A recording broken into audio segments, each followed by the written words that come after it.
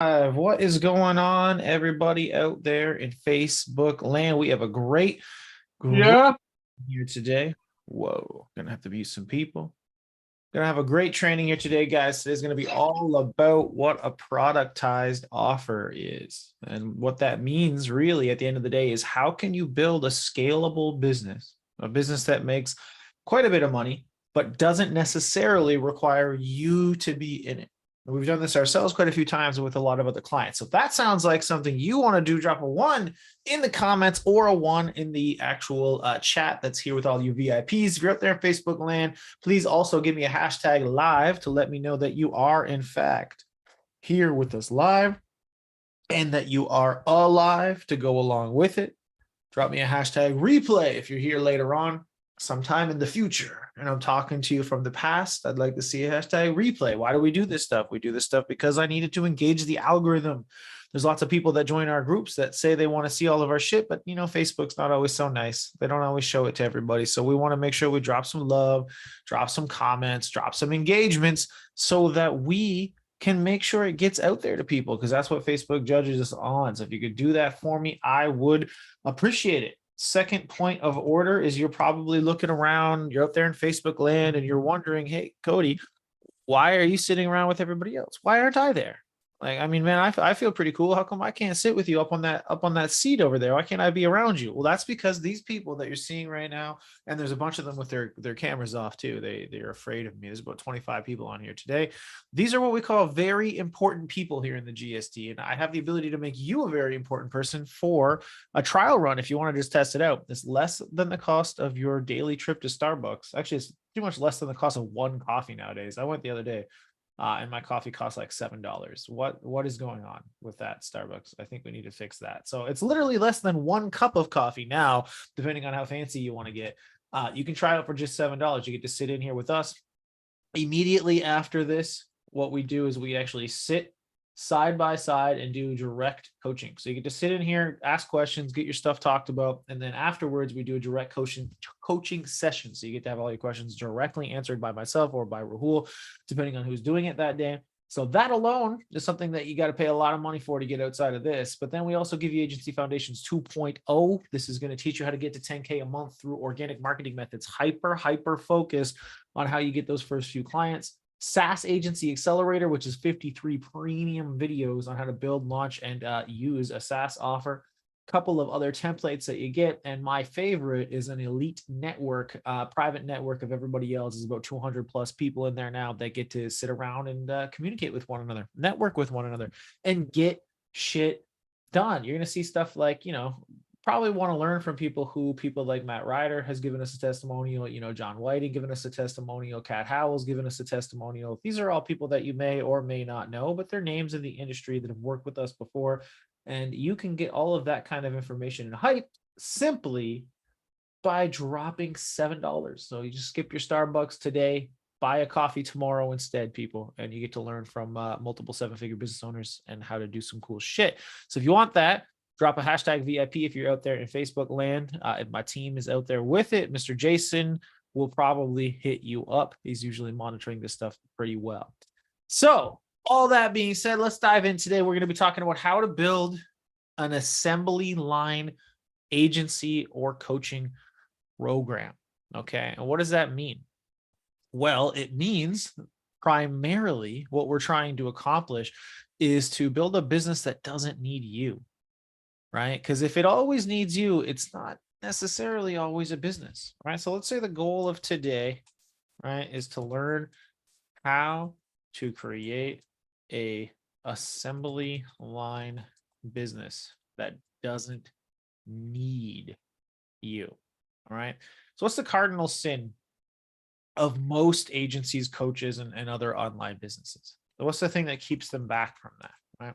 The cardinal sin, actually, drop your answer in the comments and the questions. Let me take a quick look and see if anybody's got it. What do you guys think the cardinal sin is before I just type it out? That's keeping people from being able to accomplish this. That's keeping people from being able to build a scalable business. Drop it in the chat. Not getting out of your way, no follow-up. Anybody else? Trying to do everything alone. The cardinal sin is kind of a version of two of those answers. It's being a yes, and we'll call it man slash woman. Okay. So it's creating this thing where everything revolves around you. It creates a situation in which every single client or job requires you. Okay, so what are some examples of this? Well, some in my own early agency career, right? When I first launched my agency a long time ago, 11 years ago now. 11 years ago now. Jesus.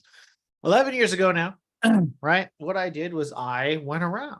I was, I had to go out. I had to do cold calling. I had to knock on some doors. So I took on every type of business I could. And when I took on all these different types of businesses, I ended up with restaurants, coffee shops. I ended up with physiotherapists. I ended up with real estate agents. I ended up with anyone who said yes, and I could convince that they needed to be on this new thing called Facebook. That was its own problem, right? And all of these are different situations. And then I made the second mistake. And that's what I'm telling you guys right now is the yes man. That's what I was. I said I'd sold them on needing to post on social media, create a page. It was a different time back then. Forget ads. We get to that later on. And then they would come to me with, okay, well, what about this SEO thing? Or can you build websites? Or can you also do, a PPC campaign? And can you do anything about YouTube? And on and on and on it went. And what do you guys think I said every single time? Because I was a newer agency, because I only had a handful of clients and I wanted to be a people pleaser. I wanted to make sure that they saw my value. What do you guys think I said? Drop it in the chat. I said yes, exactly, to every single thing. The outcome of this was not, and I don't think anybody should be surprised that my clients were happier. Because hell no, they weren't happier. The outcome was just that I had become so stretched, so thin that I couldn't take on any more clients. The other outcome was no matter who I hired, they were never going to be able to be useful to me. So I was going through people that, who knows, might have been A players. They might have actually been good at their job. They could have even been something that helped me grow. But I was unable to create a role for them in which they could thrive because now I needed them to be me. I needed them to be the entrepreneur because they needed to be flexible and they needed to be able to learn all this shit.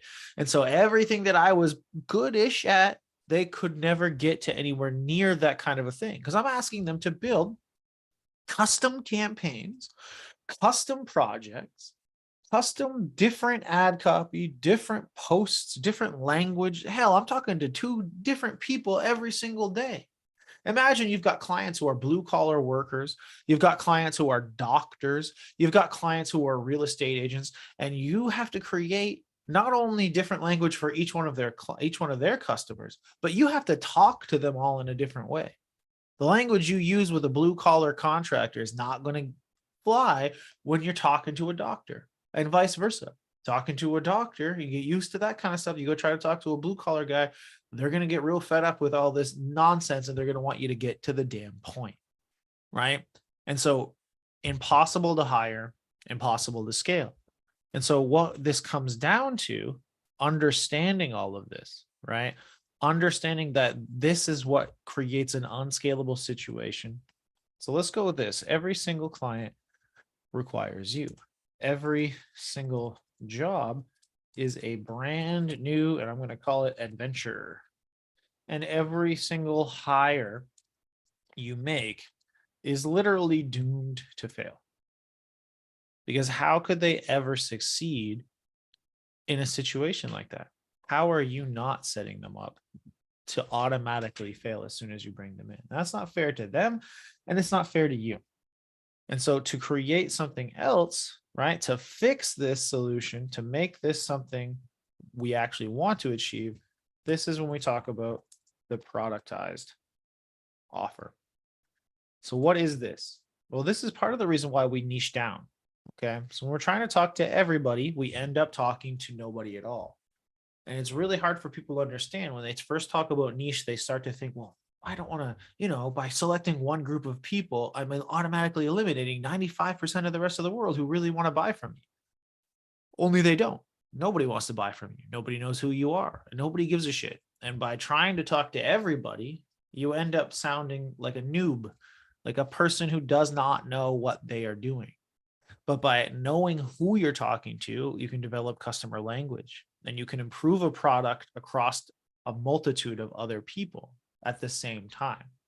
When I'm being the yes man and I have all these different clients, again, physiotherapists, coffee shops, dentists, real estate agents, if any of their shit breaks, I fix it. I've only fixed it for 1 of 10 clients. So now I have to fix every individual client's shit, which takes up all of my time. I wake up every morning and my phone has 3 fires, and now those are 3 individual things that are going to take hours and hours and hours of time. But if you have a productized offer, as in one thing that you're servicing to a multitude of clients, if you improve one, magical thing happens. You improve all 10 now. You now get to have the messaging and system and all the rest improve across the board. And so what ends up happening is you develop this so that you've got a niche. Step 1, make sure you have a niche. Step 2, proven assets. Meaning you got a funnel, you got ad copy, you got a funnel, you've got follow-up sequences, follow-up SMS and email. You've got an ISA script, maybe, right? Call script. You've got a sales script, right? All of these different things that you now have are all built for all of your things. Now, even just reading this out loud, think of how much work this sounds like if you had to do this every single time. And a lot of you guys who are newer, 0 to 10K, and haven't honed in on this yet, you're doing custom work, right? And that's really what, custom work requires you. So every single time, this is an hour of work, a couple hours of work, right? Then we got another, we're going to write emails. And I guarantee you, if you're doing custom work every single time, you're not really developing a nice big product for that industry. You're writing like a couple of emails and maybe a text because it's custom every single time. And it just requires more and more and more and more of your work and your expertise, and you're never refining anything.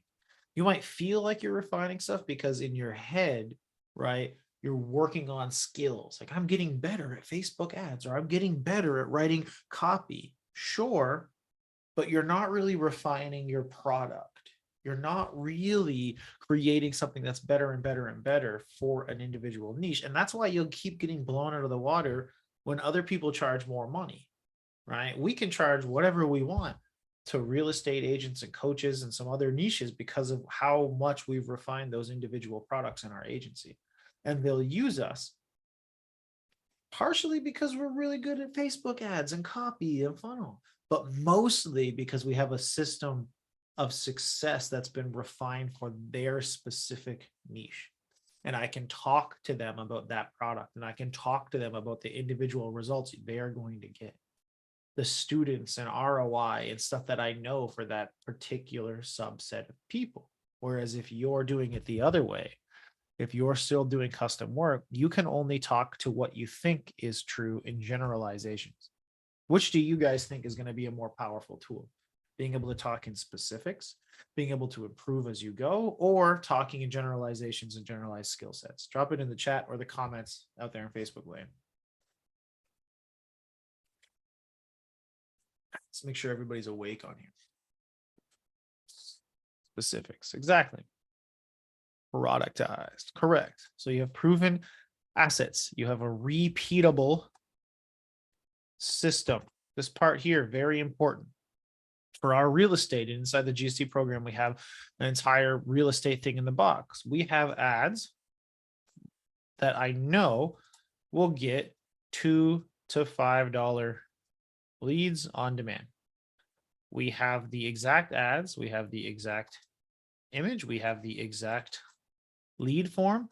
All we need is one specific piece of data for each and every realtor that they give us on the onboarding form. What else do we have? We have funnels. Proven funnels that can be repeated on demand. We have email sequences. For an intro product, we have email, and this is also SMS. For an intro, which is just a heavy hitting 2-week, get them on a call sequence. We have email, SMS. For long term, this is 6 months of value. We give them PDFs and all that stuff along the way. We have ISA scripts. We have sales scripts, right? All of these things, sales scripts, and we have database reactivation texts. Now, this is a system. Now, the way that we've created this to be an assembly line, and I want to show you guys this, right? So you guys understand this concept. The assembly line now, and you guys can automate a lot of this with high level and with Google Forms and all this kind of stuff. Those of you that are in the main GST program, that exact process and system is inside the training. And now the assembly line becomes salesperson closes deal, sends onboarding form. Onboarding form collects information. So the form now collects data points. All right. That through Zapier automatically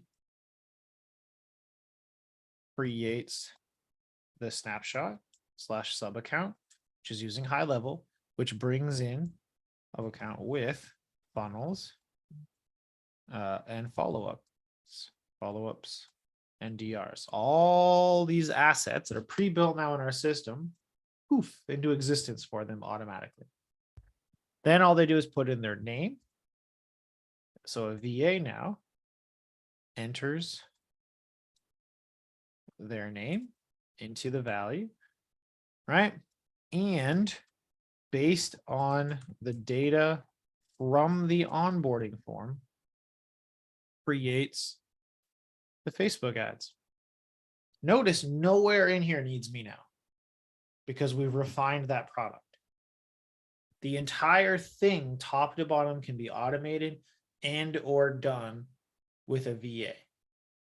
Entire thing. In the future, when they're like, okay, you know, what's that? That TV thing's like 2 months later, right?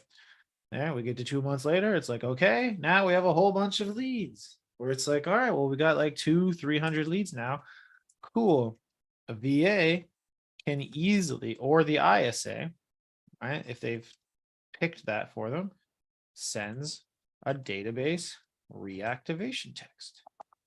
Again, that we already have, right? The activation text that's already done. These templates that we already have. And again, you guys in the GST program, all of these assets are inside the program, right? And you can send that text. We had just had a student a couple of months ago send this exact reactivation text, and they landed a $4 million closed deal before they ever even turned on ads, right?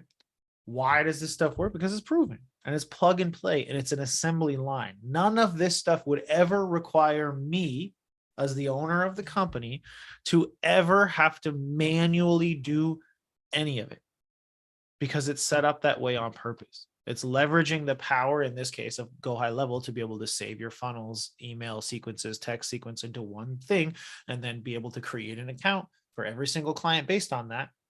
And all you got to do is make sure that the snapshot has contact name, right? And whatever other templates that you want autofilled, the calendar link and all that stuff, right? Can be easily done. As soon as they sign up, it's ready to rock, right? The ads plug and play. A lot of them are just price point from their area and what type of campaign they want to run. Tell them what kind of price point it's going to be and it goes. You do the same thing with roofing, dentists, solar, coaches. I could do the exact same thing with any of those. And in fact, in the GST program, I keep saying this because I feel like it needs to be said, we have what's called a top niche strategy guide. It gives them, I think, 8 of the top niches and all of the benchmarks, cost per leads, strategy for how to make leads happen, all that stuff that we know based on having done this for a long, long time. And those are the benchmarks for creating a productized offer. And that's how you can scale, because now what happens, right? So if I look at this and I'm like, okay, well, now I have a business I can scale. Why is it scalable? Because eventually I can easily figure out what we'll call scalable KPIs. Okay. So actual scalable KPIs are two things. One, our cost per acquisition, and two, our customer support metrics. Okay. These two things simply mean how much room is there between my CPA and my customer lifetime value. Meaning, how much of a area right now exists between how much it costs me to acquire a client and how much that client is actually worth to me. Okay. Those are the only two KPIs I need to know if I'm not necessary over here. Right. And what that really means is if you have a big area, right? So your client cost per acquisition is $100 and your actual lifetime value is 1,000 to 2,000. You have quite a bit of room there to work, because the rule of scale is that's going to shrink as you start to go up, right? You got to take on more overhead, cost more money to bring in customers. So if you're shorter to this, if it's like 400 cost to bring them in and 500, you have to get that down before you can scale. Understanding that, right?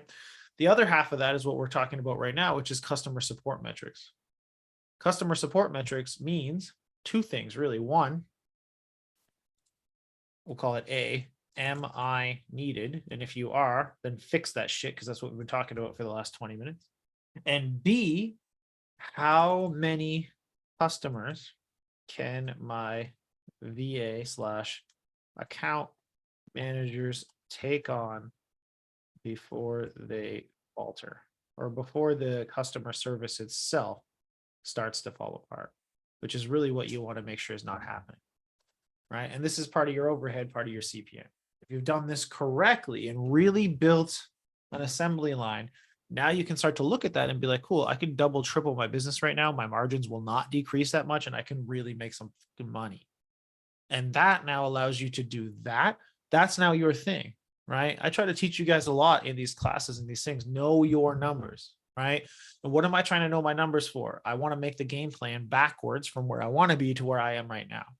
And your whole role as a CEO, as a business owner, as all this shit should be looking at those numbers and making very high value decisions with your time to create more effectiveness and to get past certain bottlenecks. You can't do that if every waking hour of your entire life is spent building brand new projects, putting out fires for your 10 different clients in their 10 different industries, working with all of your incompetent employees who it's not really their fault. You put them into unwinnable situations. This is why people often get to 5, 10K a month-ish and never any further. Exactly what we're talking about right now.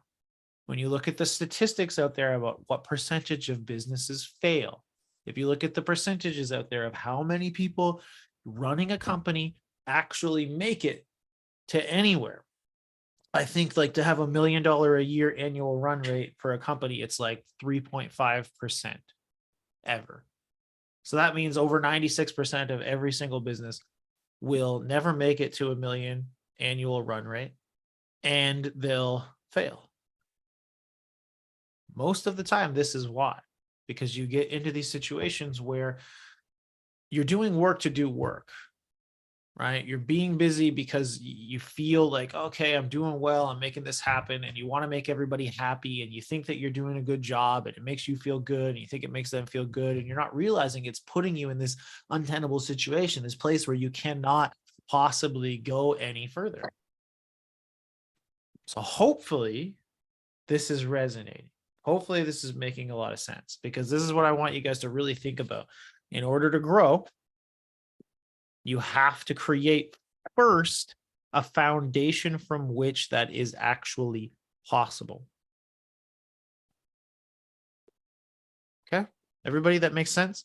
When you drop me a hell yes in the comments or a hell yes in the chat if you're here with me, if that makes sense. I think a couple of people were asking for this. I'm taking this as a screenshot, guys. I dropped this into the VIP chat always. So if you want to take your own screenshot, go ahead. But I will also be dropping it into the VIP chat. Seconds if you want to grab it. Perfect. Cool. Good. All right, guys. We're going to move over into the VIP room so that we can do some Q&A. Everybody out there in Facebook land, one last time. If you want to not drink your $7 latte from Starbucks today and instead join us in a private room where we're going to shoot the shit and talk more in depth about this, or next week or the week after or any other week from there, including access to all the masterclasses and all that stuff that we do each month, all you got to do is go to joingsd.com/diamond-membership-7. I'm sure if one of my lovely team members out there will drop the link in the chat, the comments, or you could say #VIP. Otherwise, enjoy the rest of this wonderful day. I'm going to go hang out with some very important people, and I'll see you all next week.